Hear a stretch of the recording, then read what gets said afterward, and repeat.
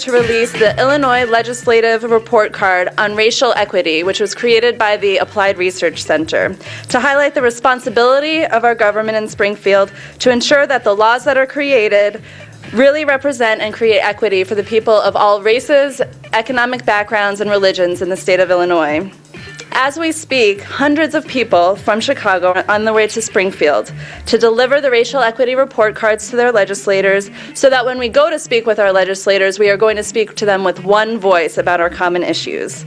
We recognize that this is key in order to further the advancement of a racial equity agenda, and that is part of the reason why we are going to Springfield today. We believe that coming together across these barriers that have hindered the progress of the city of Chicago is critical, and that only when we do this successfully will we be able to reach equity and parity in society. How many people here delivered a report card to a legislator today? So if we could gather together just one more time, and then we'll go ahead and disperse. Our team leaders have your assigned legislative offices to deliver the report card to, or wherever, and we're broken off into teams. Is that correct?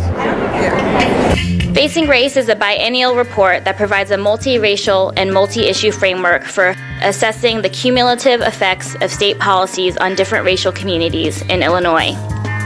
This year's report highlights 56 policies considered in the current legislative session that, if passed, would have the most positive or negative impacts on communities of color throughout the state.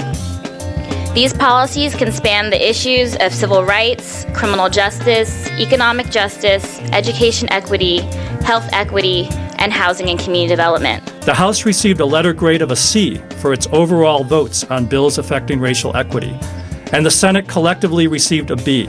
The House and Senate received scores of 78% and 82% respectively. We were on the SMART Act when you guys had your press conference, so we couldn't leave. We had to vote for that. Excellent. Oh, the appropriation? Yeah. Terrific. 4093, so it passed by a big margin. Amen. Beautiful. Yeah. Beautiful. Today. Just now. See, stuff like this is easy for me because it's the right thing to do. Yeah. You know what I mean? Why is it hard for others? Because of their hang-ups and maybe where they grow up, you know, where there aren't that many minorities, you know, so therefore it's not an issue for them. And then you have some who have minorities in their communities and they ignore them. And when they ignore them, they ignore their issues and they do not address their issues, you know. And so it's real important that you can come down here as you are today to educate us legislators. You know, sometimes you have to like take us to school and actually really sometimes some of them you do. No, he's upstairs in a meeting. He's upstairs. Okay. Well, if you would be so kind, we would like to give him his report card, and if he has any questions, I'm sure he'll find all answers in there. Truly, it's a pleasure to hear some of the words, but a very dismal report in terms of what is happening to us as people of color. Unacceptable that right now we have funding for education, number 49 out of 50 states. Unacceptable that we do not have adequate health care for all. Unacceptable that our schools are struggling day by day, and yet we get these reports from CPS at the last minute saying that they're closing our schools. Really, every bill that we deal with in the state has some implications with regard to racial equity. I mean, it just does. No matter where in the state you come from, whether you're from a very diverse or not so diverse of an area. One thing I always like to tell people, we're state representatives, meaning we represent the entire state. And I think that should always be taken in consideration as we pass legislation that may be meaningful for some people in different parts of the state.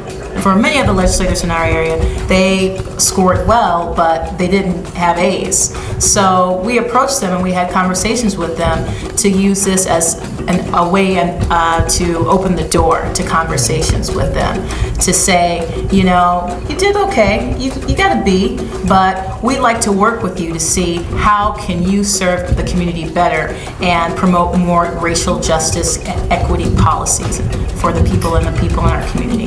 The policies that affect our lives are informed on either more explicit or implicit levels by a very racialized consciousness, which we have all inherited by living here in this country, and something that we have to be very honest and open and transparent about addressing.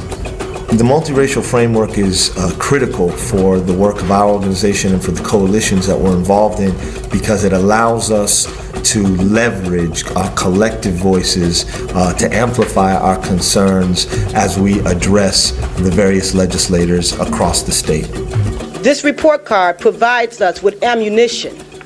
It provides us with data, timely research data that we can use to move an agenda to change policy. In order to address those issues, it's very important for us to have information. And what the ARC report card does is provides us with the timely information that we need to be able to speak to our legislators about the change that we know need to happen.